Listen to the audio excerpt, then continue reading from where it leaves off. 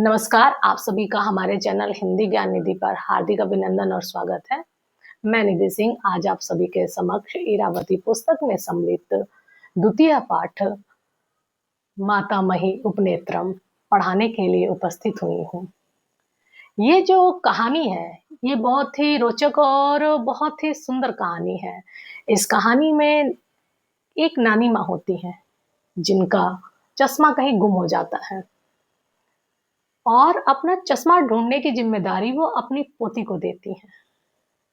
तो चलिए इस कहानी को पढ़ते हैं, सुनते हैं और देखते हैं कि नानी माँ को अपना चश्मा मिलता भी है कि नहीं, और अगर मिलता है तो किस तरह मिलता है, कैसे ढूंढा जाता है उनका चश्मा। तो चलिए शुरू करते हैं कहानी। चलिए शुरू करते हैं पैराग्राफ वाइज कहानी का हिंदी अनुवाद। यह रमा की नानी है। रमा की नानी हमेशा चश्मा पहनती हैं। नानी को पुस्तकों को पढ़ने में रुचि है। नानी प्रतिदिन सुबह के समय समाचार पत्र पढ़ती हैं। एक दिन सुबह नानी रमा को उठाना चाहती हैं। नानी जी का चश्मा नहीं मिल रहा है। चश्मे के बिना नानी को कष्ट का अनुभव हो रहा है। चश्मे के बिना उन्हें चीजें देखने और अपने काम करने में परेशानी हो रही है। रमा गहरी नींद में सो रही है। वो उठ नहीं पा रही है, इसलिए नानी प्यार से उसे अपनी गोद में उठा लेती हैं।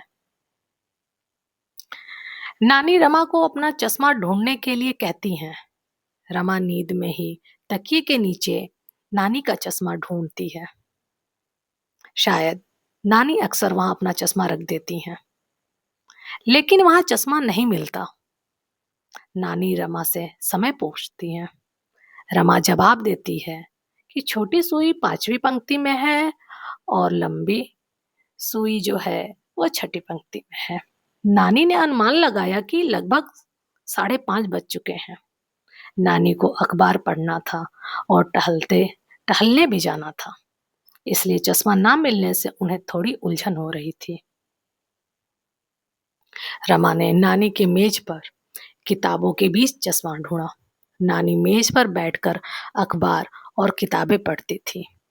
वे अक्सर किताबों के बीच में ही चश्मा छोड़ देती थी। चश्मा मेज पर नहीं था। रमा ने चश्मा स्नानागार में ढूंढा। स्नान घर में बहुत सारे कपड़े थे। नानी कभी कभार स्नान घर में चश्मा छोड़ देती थी। चश्मा लेकिन स्नानागार में भी नहीं मिला।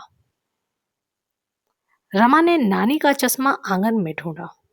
आंगन में बहुत सारी चीजें थी। नानी अक्सर आंगन में खाट पर चश्मा छोड़ देती थी। खाट जिसे हम आम बोलचाल की भाषा में चारपाई कहते हैं।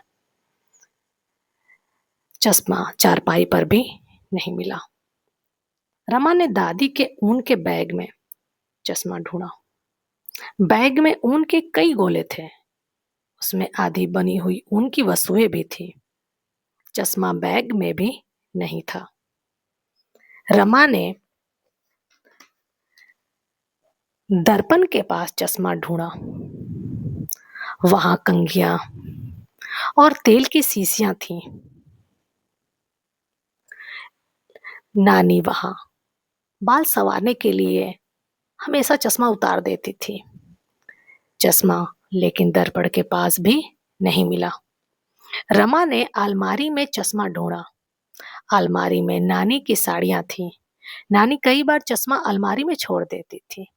चश्मा अलमारी में भी नहीं था। चश्मा ढूंढने के लिए रमा पलंग के नीचे घुसी।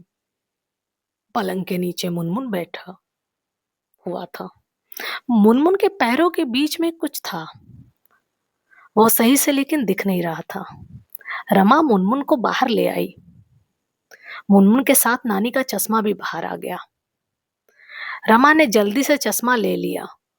वो चश्मा लेकर नानी के पास जल्दी से दौड़ पड़ी।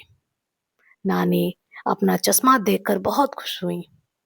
उन्होंने चश्मा पहन लिया और रोज की तरह वह समाचार पढ़ने के लिए बैठ गई।